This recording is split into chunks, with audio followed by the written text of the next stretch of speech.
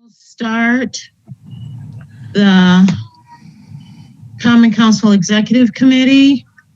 And Lisa, will you do roll? Yes, Alder Carter. Alder Carter. Present. Alder Abbas. Present. Alder Harrington McKinney is excused. Alder Skidmore. Here. Alder Hennick. I'm wondering if we need something bigger and better for the future. Alder Tierney. Here. Alder Campbell is excused. I'm here. Oh, you are. All right.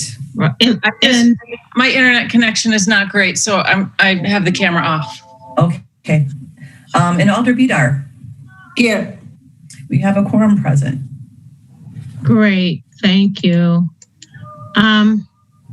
Stefan, can you read the protocols? Yes, I will.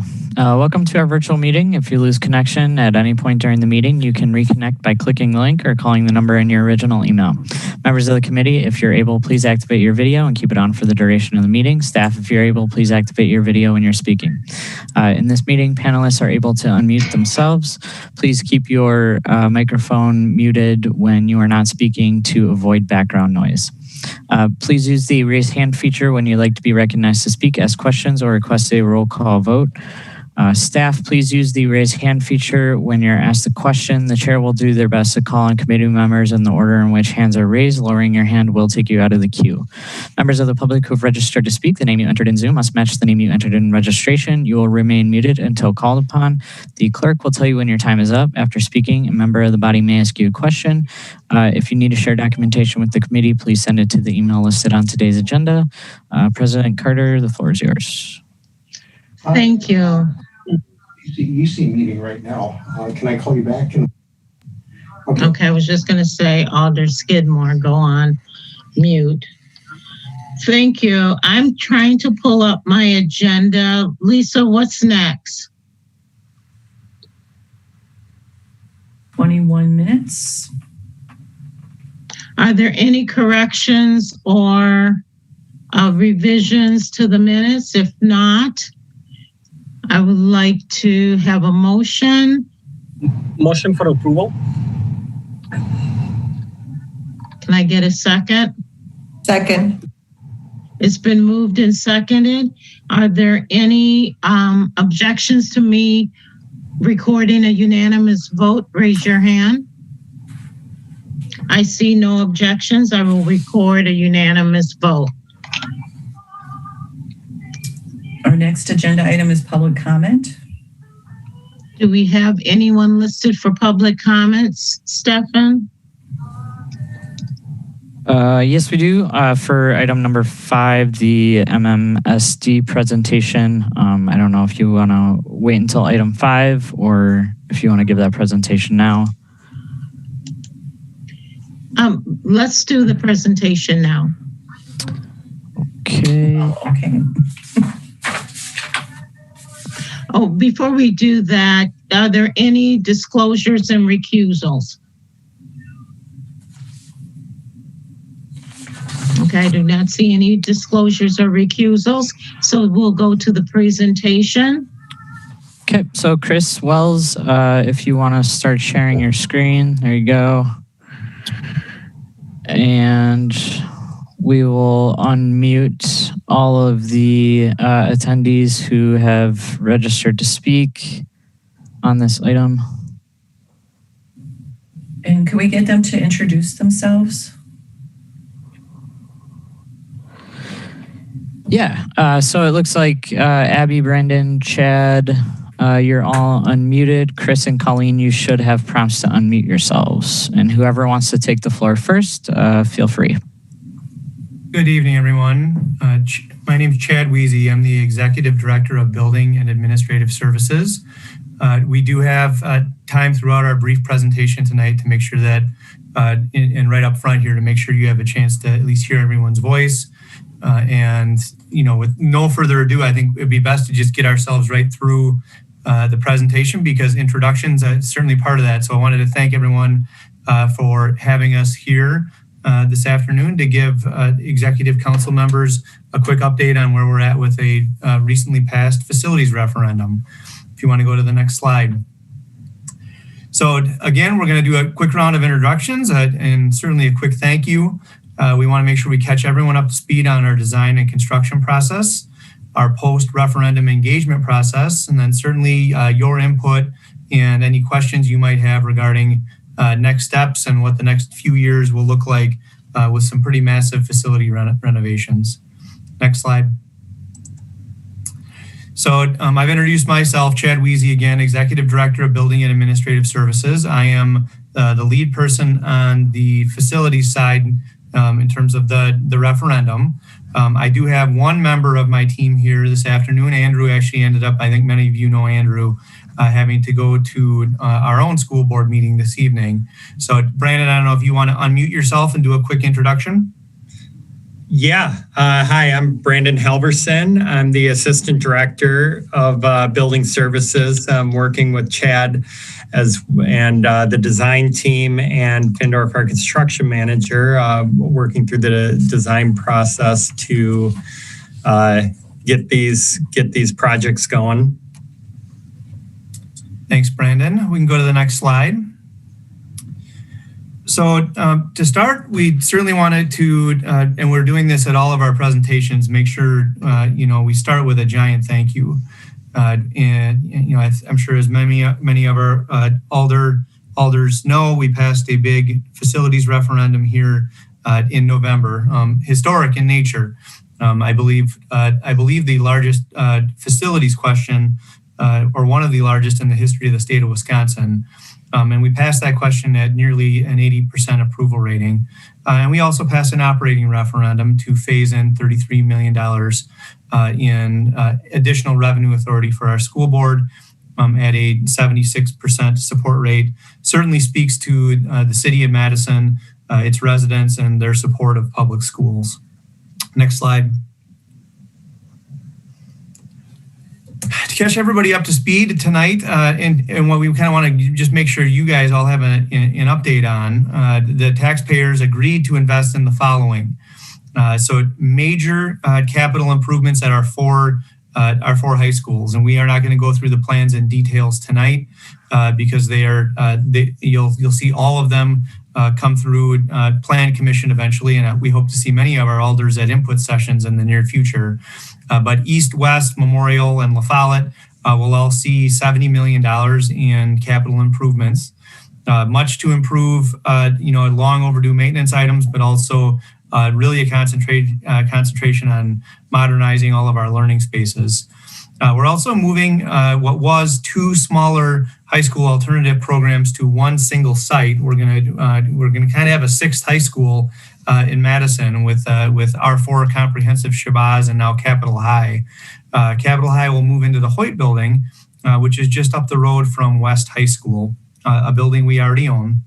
And lastly, a project we could not be more excited about, and that is a new Southside Elementary School. We've purchased Badger Rock Middle School, formerly in the town of Madison, now in the city of Madison, and we are going to build a major addition adjoining Badger Rock Middle School, and we'll have a 4K8 presence right off of Rimrock Road. Could not be more excited about that long overdue project. Next slide.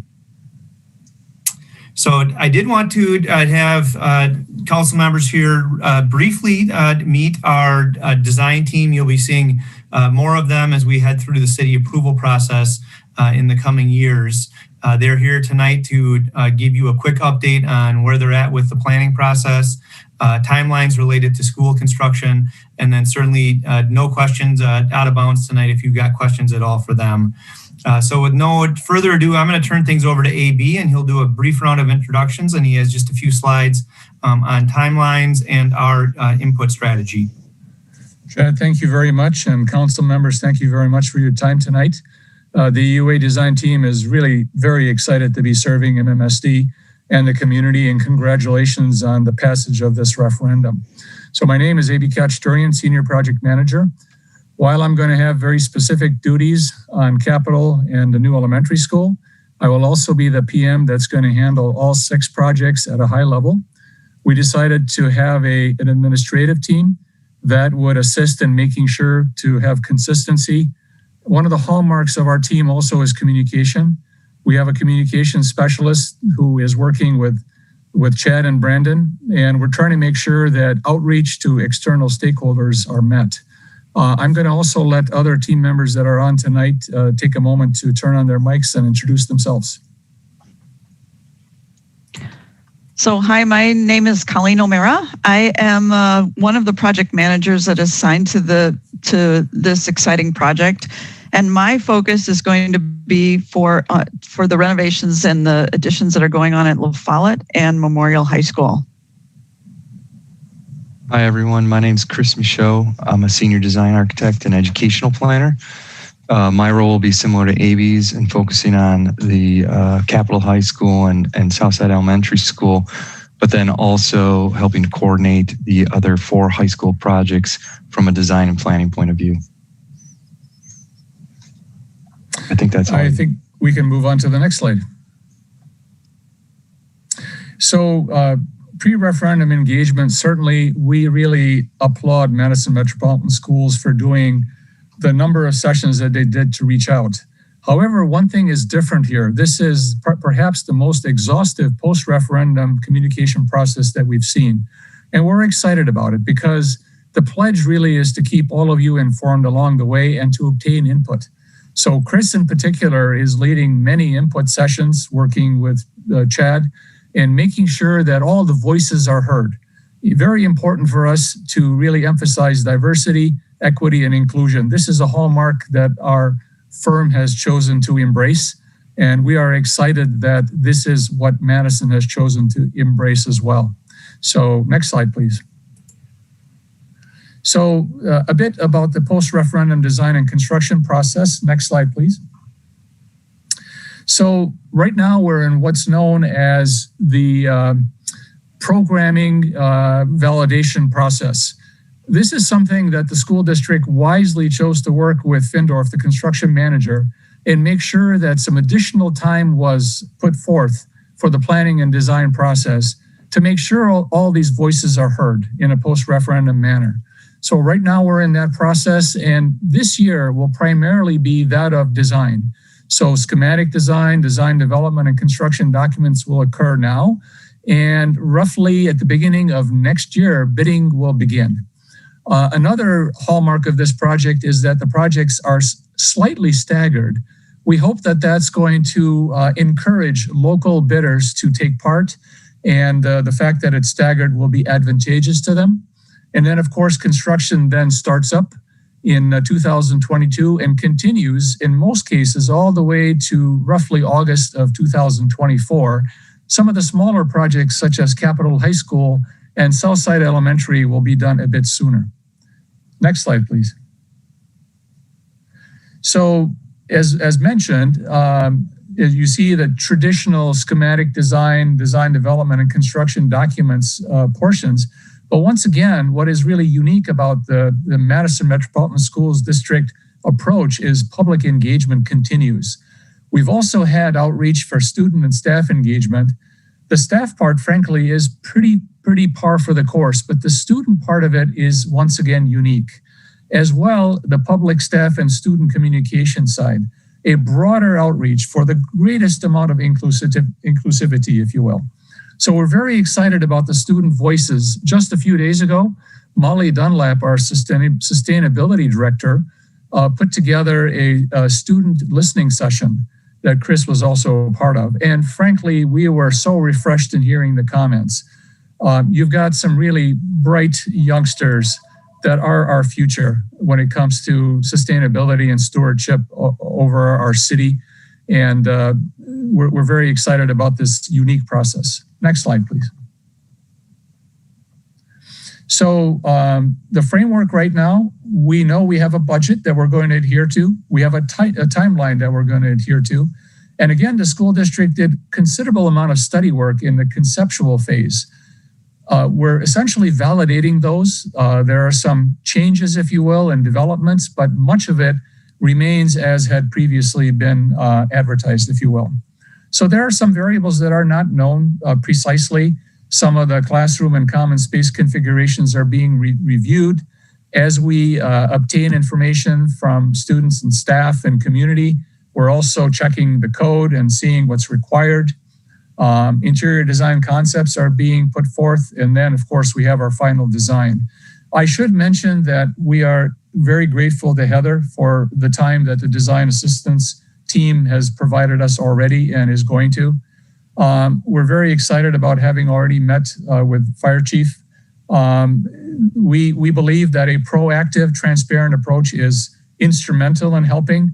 We are very excited that all of the team members, City of Madison, are willing to help us through this process. We pledge to communicate early and often, and we pledge to listen and to make these designs work so that everyone's voice is heard and that we don't leave anybody out. Next slide, please. AB, Chad, I believe this one's yours. Yep. Thank you for that brief summary, AB. And it's our goal to get through this in a timely and efficient manner tonight, so we can leave a little bit of time for questions if there are any.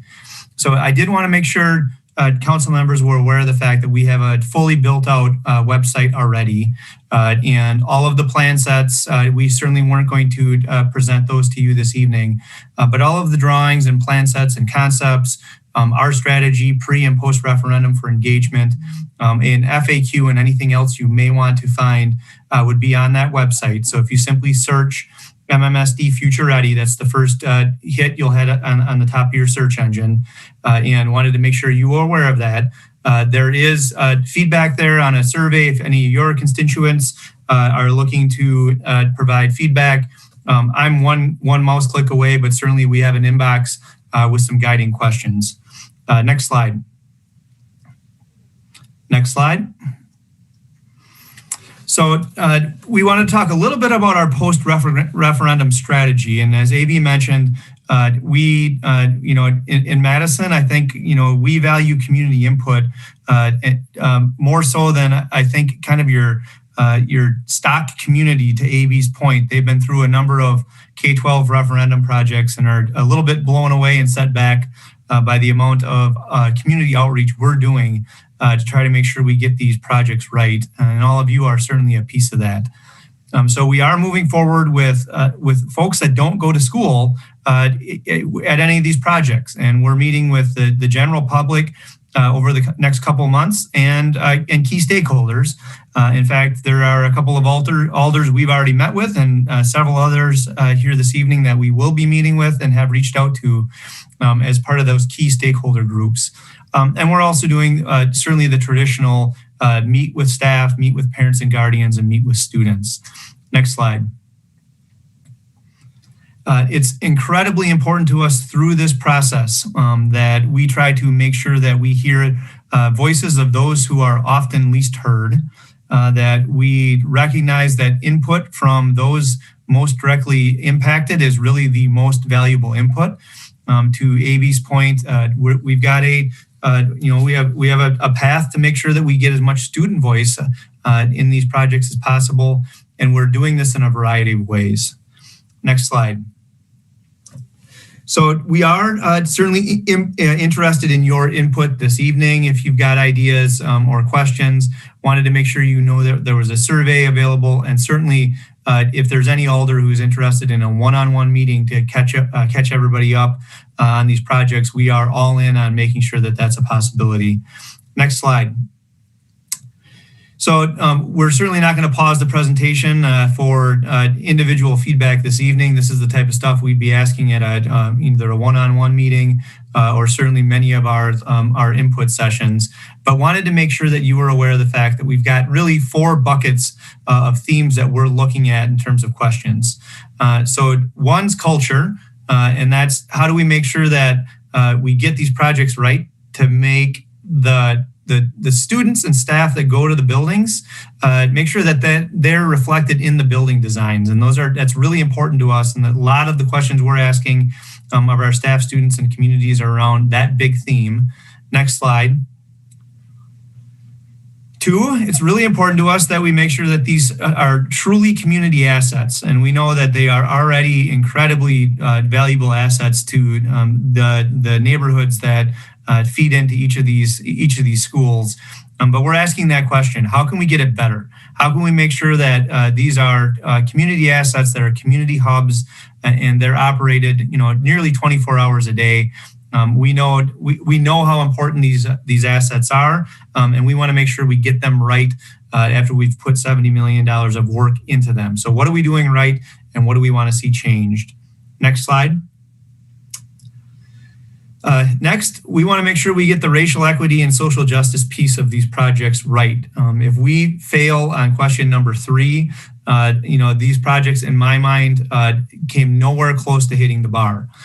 So we are asking everyone we're meeting with, how can we make sure that these facilities reflect the core values of belonging, racial equity, and social justice? And we have heard some amazing feedback so far that is already starting to inform our design team and their work. Lastly, last slide.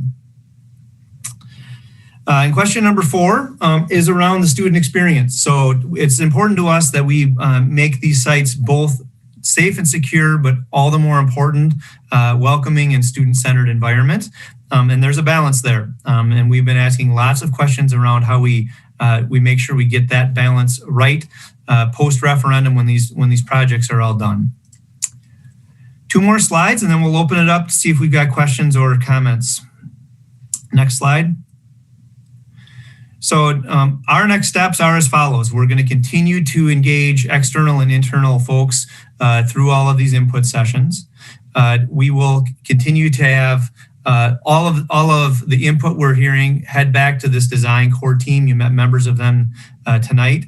And then we're going to make sure we're 100% transparent with all the folks involved here, so they understand what did we hear on the survey, what do we learn from all of the input, and what are our next steps moving forward. And we're going to plan on doing this on a monthly basis as we move forward through the design process. Last slide. Certainly open it up to any council members who have questions or comments. So next slide, and then that is it for us.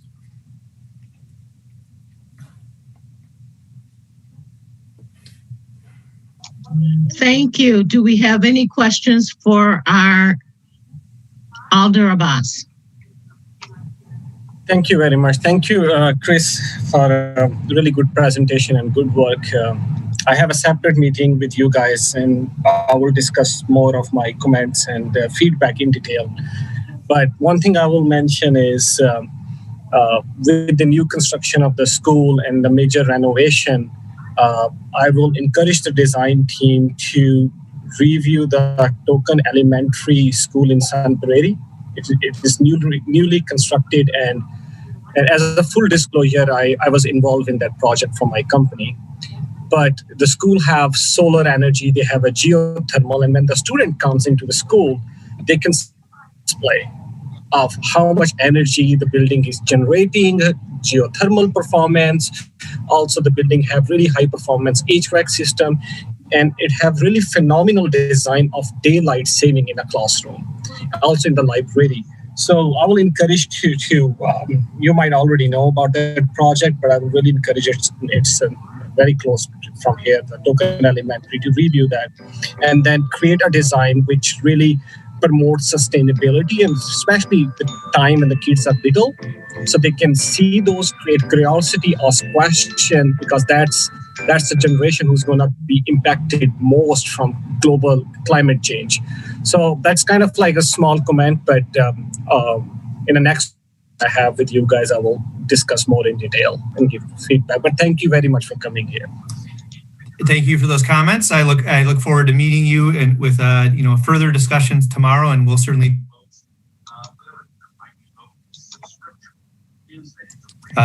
Thanks for those comments. I look forward to meeting you tomorrow, and we'll certainly take a look at I'm not sure if the designs team is aware of the school in Sun Prairie, but we'll certainly reach out. Very interested in having some dialogue with you about some of the sustainability aspects of all 6 of these projects. So thank you for that. And does anyone else have any questions for our presenters? Well, Chad, thank you for coming and President Carter. Oh, I see your hand now. It's okay. Thank you. Chad and team, I just wanted to also thank you for coming and presenting to us. And I really appreciate your continued engagement of the alders in these discussions, which is a new effort that I really appreciate. And as you know, Alder Martin and I had a meeting already with you about Capitol High, and I've had previous meeting with neighborhoods about it. So I think it's going to be really important to continue engaging the elders and the many residents that we have and constituents who do not have children in the school. So they may not be connected with the information in other ways than through their elders. So thank you. Thank you for that. And that's a reciprocal thank you, because we couldn't do this without our alders. So we certainly would not leave you behind, and we're appreciative of you fitting your busy schedules into our work. So count on us to continue to make sure that happens. We appreciate those comments. Thank you. Are there any other questions or comments? Thank you, Chad and the team, for coming. We really appreciate it. And we're all looking forward to having one-on-one with you. Some of us has already have, so maybe that would be a second one-on-one. But I really appreciate the fact that you came in today. President Carter, we really appreciate you having us, and this will be the first of many times City Council members will see us as we work on these projects. We won't be done till 2024, so we'll become close friends all the way through. Thank you. Thank you. Thank you. Thank you. Thank you. We'll move next to item 62678, and that is accepting the final report and recommendations of the President's Work Group to review council communication tools and process. Alder Foster, will you be making a short presentation? Or I don't have a visual presentation, but I'd be happy to make a few remarks. Sure. Yeah. Great. Thank you. We'll take that. All right. Good. That's all you're going to get. Yeah, thanks everybody for the time. So we've got in front of us accepting this report and adopting several of the priority recommendations that are listed at the end. I hope everyone's had a chance to review it, so I won't go into detail on all the different sections, but really want to, I guess, first just say thank you to all of the alders that helped contribute to the work. So at the end of the day, and with the final report, that was Alders Heck, Prestigiacomo, and Martin that helped carry us to the finish line. But we also had support along the way from Alders Harrington, McKinney, Lemmer, Moreland, and Furman. So just wanted to say thank you to everybody that helped work on this. The report is really broken into just a couple sections, a little bit of an introduction and process statement in the beginning. And we really pulled together what we describe as the key themes. So these are things that kind of kept coming up throughout our conversations as we looked at different areas. When we tried to distill those down, these are kind of some of the key takeaways, I would say, overall in terms of communication for alders and the council and the city. We then call out the different areas of focus that we took on as a work group. So while we had some broad conversations, we really tried to focus our work on specific and tangible things that we could accomplish. In that section describes a number of those elements. Some things were adopted along the way by CCEC and already have taken action on them. There are other things that have kind of broad recommendations for things that we should be thinking about, considering as we move forward. And then really at the end is where we pulled together, again, what we described as the priority recommendations. So that's on page 20 of the report. And I think I'll just walk through those quickly since they really are what the work group wanted to highlight at the end of the day. So those are essentially 4 priority recommendations. The first one says implement the new blog tool for use by alders as recommended and approved by CCC. So that one should be in progress. I know IT's been balancing a lot of different initiatives and projects. And I actually haven't gotten an update very recently on there, but that we basically already got approval to move the Alder blogs to an updated tool that should be much more user-friendly and have some better functionality. So basically that recommendation is in the works, and we'd just like to make sure that that one continues and hopefully gets implemented. Really ideally, perhaps before the new crew of Alders come on would be good, so they don't have to learn two different tools. The second priority recommendation is to adopt the draft social media policy and proceed with a social media pilot. So the draft social media policy is attached in here. And so it would be good for everyone to review that. And we're asking that with acceptance of this report that we adopt that draft policy and begin work on a pilot that we can inform how we handle kind of formal city managed social media accounts for Alders moving forward.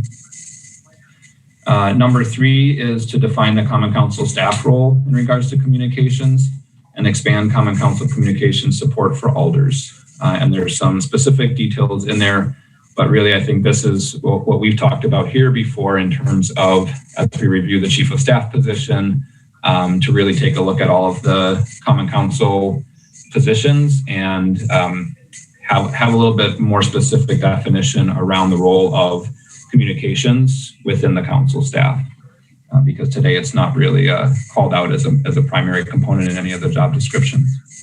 And then the last one is really a bit of a bucket recommendation, which just says implement communication related TFOGS recommendations. So one of the key themes that we identified in our work was a lot of overlap with some of the recommendations that came out of the TFOGS group, particularly around resident engagement.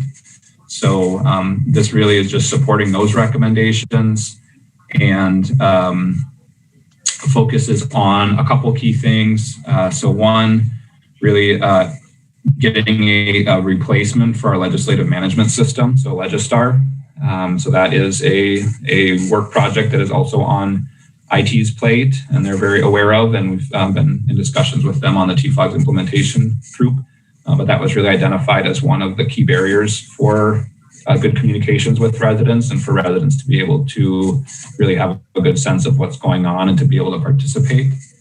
The second one is to prioritize the implementation of a 311 system. Again, this is something that's come up through TFOGS, it's come up in our discussions as a council, and really feel like that would improve communications for residents and communications between Alders and residents if we had some support through a 311 system where people could get better access to information and not have to necessarily go through their Alder for every need that they have.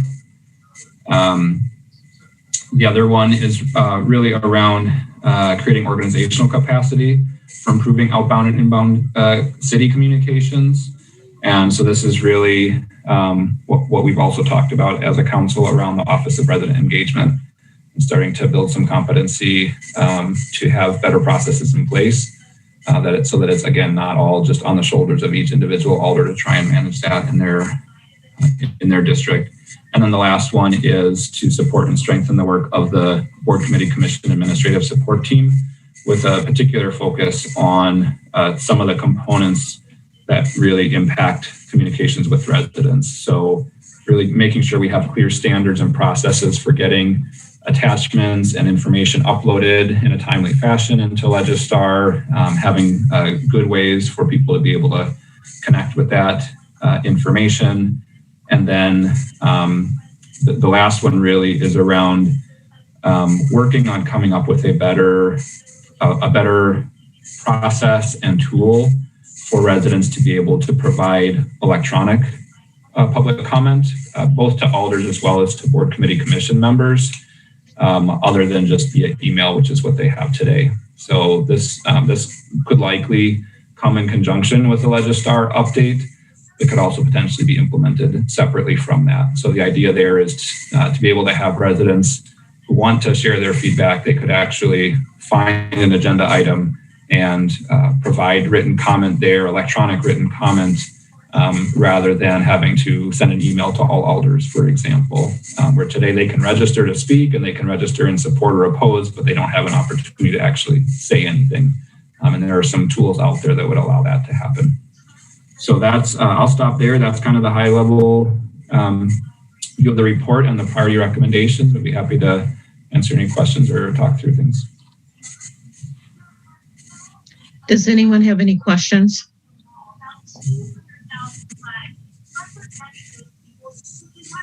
Well, I have a question, Alder Foster. So in the beginning, you said if we accept the report, then we would go forward with the recommendation. I'm trying to go back on, I have the report up. I probably won't go back fast enough, but one of the recommendations would become a pilot. For the social media? Yeah, that was it, I think. Yeah, so we had previously. No, go ahead. Okay, yeah. So yeah, we worked with the city attorney's office, as well as IT staff and council staff to come up with a draft policy and sort of an outline of how we would move forward. And we also solicited interest. This was, probably back in, I guess, September or something at the time. The report was finalized in October, but it's taken a while to get it discussed here. But so we have, there were several alders who are interested, and we have kind of a framework established for how we would move forward with a phase 1 pilot, and that would be limited to creating Facebook and Twitter accounts for those alders interested in doing that pilot, and they would be accounts that would be created by council staff and would sort of hold the password so that they could be transferred to the next alder. They would stay with the district, but the expectation in phase 1 is that the alders would have to manage the accounts and would not have any support, at least initially, in terms of posting content, etc. But that perhaps down the road, that's something that could happen. And also with the new blog tool, there's potential to have blog posts automatically shared out via those social media accounts as well. Okay, thank you. Does anyone else have any questions? Then can I get a motion to accept? So moved. Alder Go ahead, Voss. I was going to do motion, but I think Alder Bedard is okay. No, you can do it. I just. All right, motion to accept. I can Okay. second. Thank you. It's been moved and seconded. Is there any objection to me recording a unanimous vote? There are no objections, so therefore I will record a unanimous vote. Thank you for your work, Alder Foster and the team. We will go on to, hold on, I'm trying to get back to my agenda. Oh, Lordy B.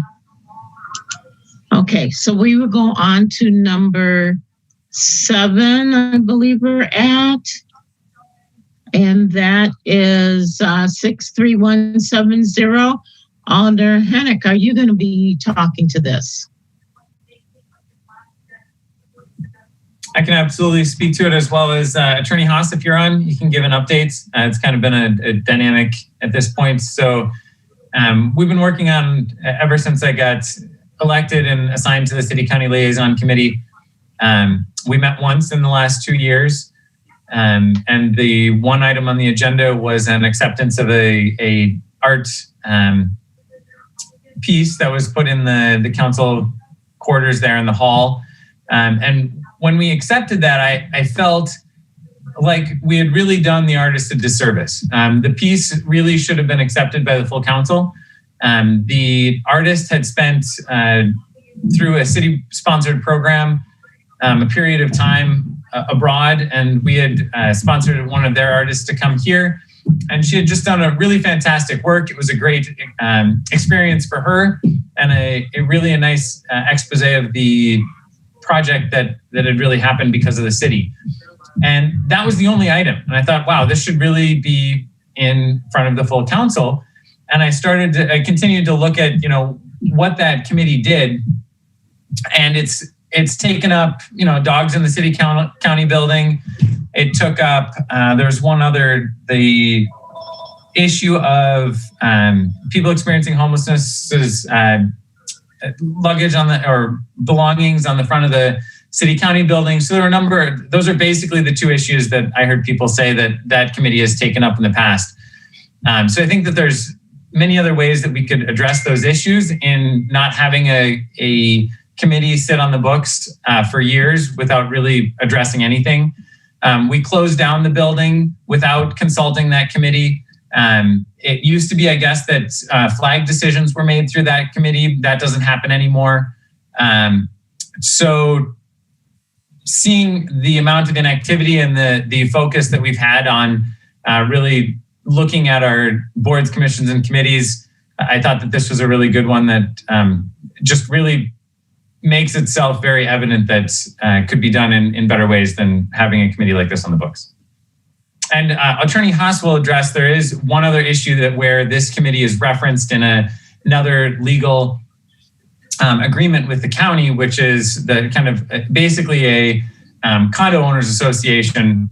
This acts as that board, and dissolving the committee has really put a fire or a light on the issue and gotten the county to really discuss this with the city attorney. So maybe he can speak a little bit more to how that conversation is going, but working on another solution for that agreement, mainly looking at CCEC and the council president and vice president addressing some of those concerns that might come. Okay, just one moment, Attorney Haas. Lisa, you have your hand raised. And I think that's what I was going to ask, because my understanding of the city county liaison is that it was a requirement of the building contract with the county. The mission of the committee was expanded when former Alder Clear was on the council. So they're kind of always searching for something, but I'm sure the city attorney can explain that. But from my understanding, it was always meant to be as part of this whole contract with the Okay. Attorney Haas, are you ready to speak? Sure. Thank you, President Carter. That's correct. This committee was originally established in the agreement between the city and the county for the management of the building. But in that agreement, it has a more limited scope than what is in the ordinance. So first of all, the two are not completely consistent. The city representation on this committee is the mayor and 3 common council members appointed by the mayor and confirmed by the council.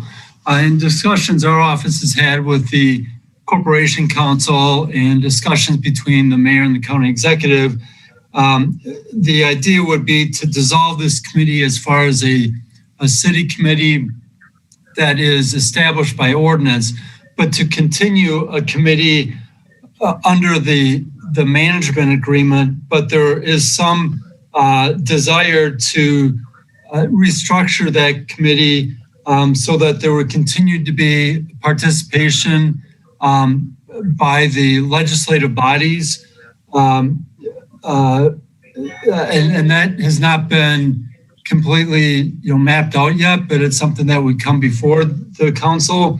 But there did not, based on what the committee has addressed over the course of time, it seemed like this was not necessarily a committee that needed to continue as a city committee established by ordinance. And as part of the effort to maybe reduce the number of boards, commissions, and committees, this may be some low-hanging fruit for the council and the county board to dissolve this committee. To dissolve it as a committee established by ordinance and go simply with what's in the building agreement, which is how it was originally established. Okay. So somehow it got expanded. The duties, right, the duties as it's described in the ordinance got expanded, but it appears that in practice it hasn't really had a need to exercise those duties. Okay. Alder Bedard, you had your hand up and then it went down. Okay. Alder Foster. Thank you, Attorney Haas. So it sounds like there is a need, kind of contractually a need for somebody, maybe, and looks different. It doesn't necessarily need to be an ordinance.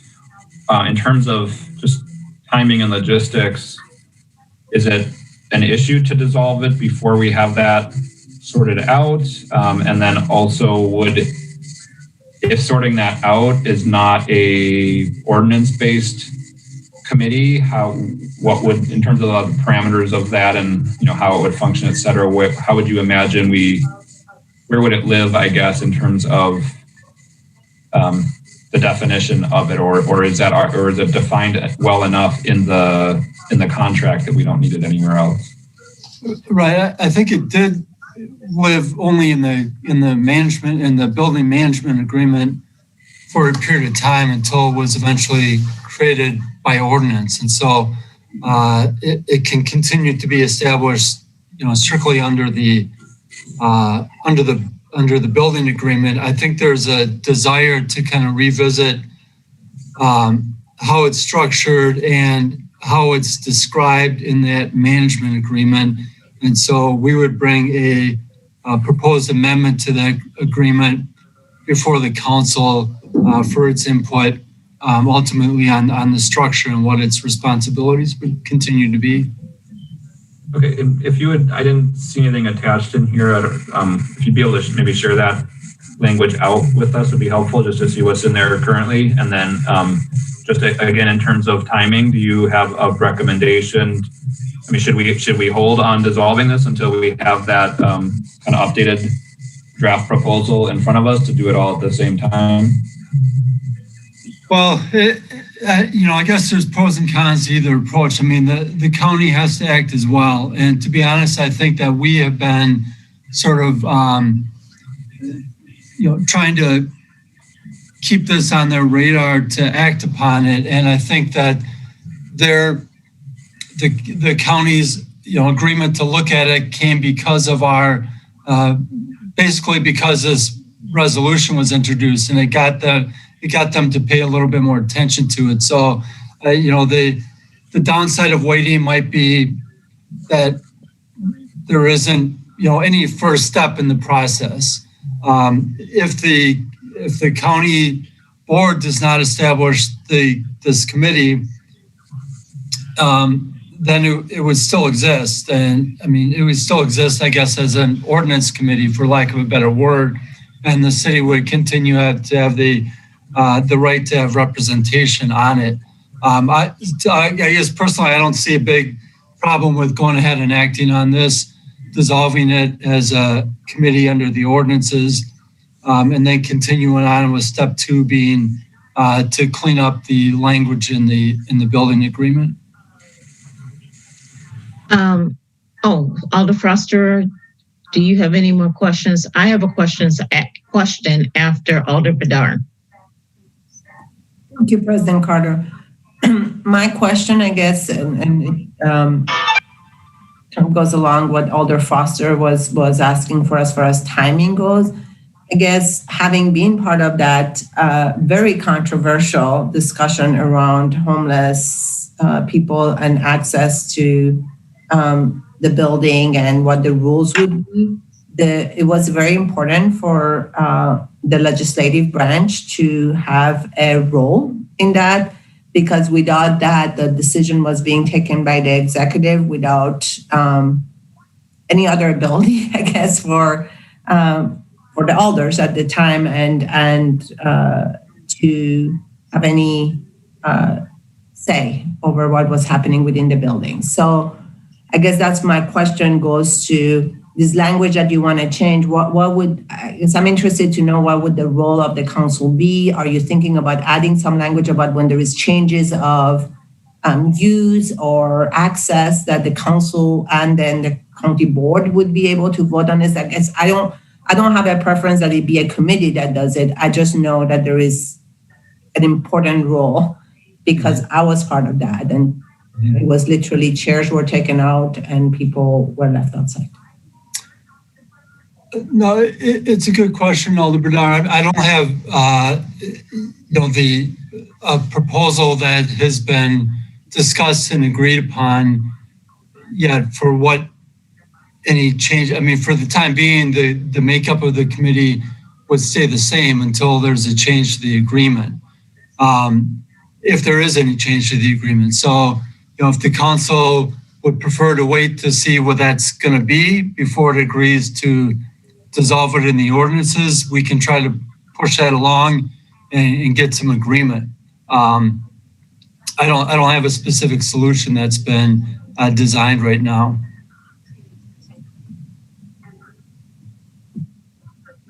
My question, Attorney Haas, is that right now, I served on that committee and it was a pretty large committee.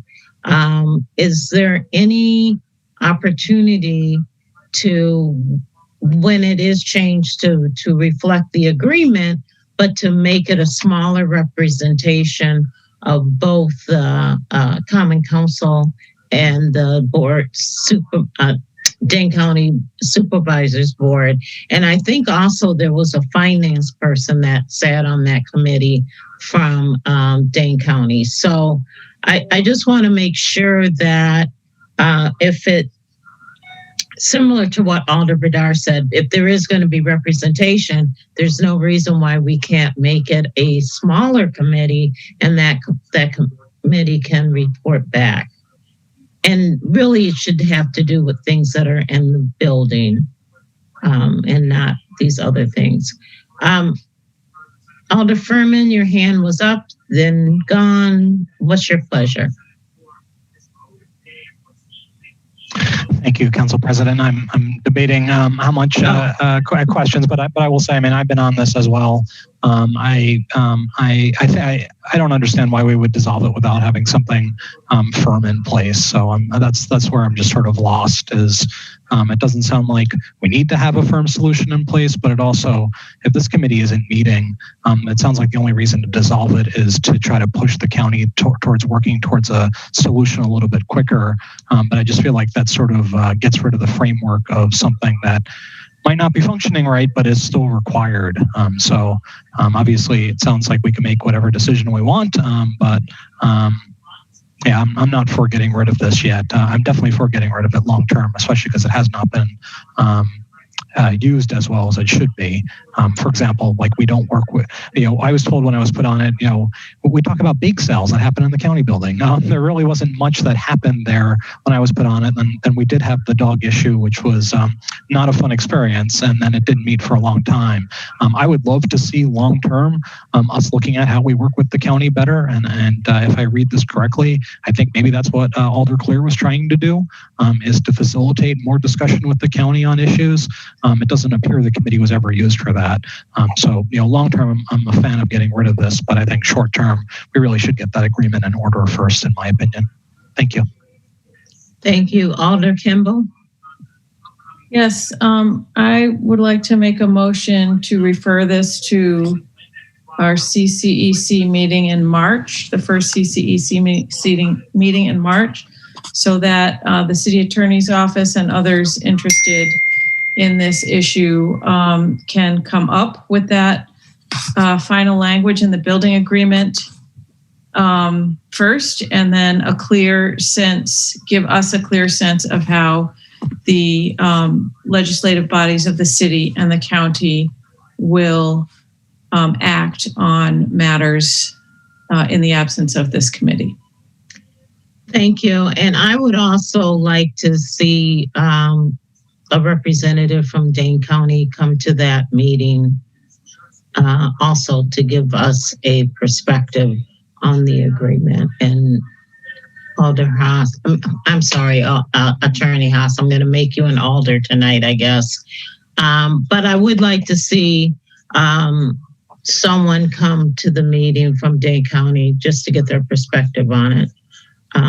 There's many of us that are sitting on CCC that served on that committee in the past. So let's see what they have to say. I would like to also echo everyone else and say this agreement needs to be shored up a little bit better.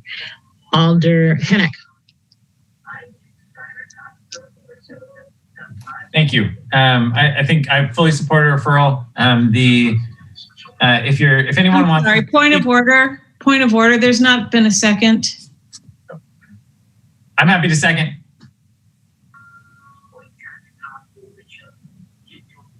It's been moved and seconded, and now we're discussing it. Go ahead. So I want to hear what you have to say. Yep. I just wanted to say, Attorney Vista is the one working on that agreement, and he is working on that draft. It hasn't been presented out. I was hoping we'd have it for this evening, but just so you know that's who's working on it. Okay, thank you. So it's been moved and seconded to refer it. Are there any objections to that? If there's no objections, I will record a unanimous vote that we refer this to the first CCEC meeting in March.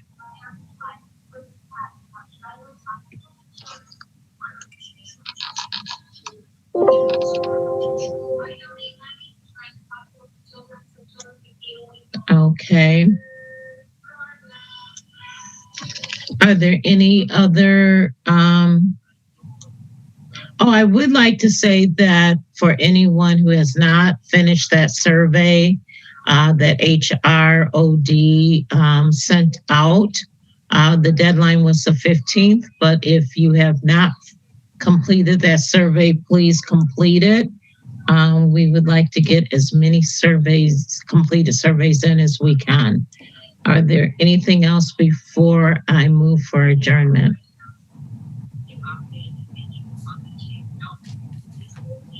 Okay, then I'll entertain a motion. Motion to adjourn. Is there a second? Second. It's been properly moved in second. If anyone objects to adjourning the meeting, please raise your hand. No objections. The meeting is adjourned. Stefan, we did you proud again tonight. I'm very proud of you all. Yes. Thank you. We'll see you in a minute. Bye-bye. Yeah, have a good night.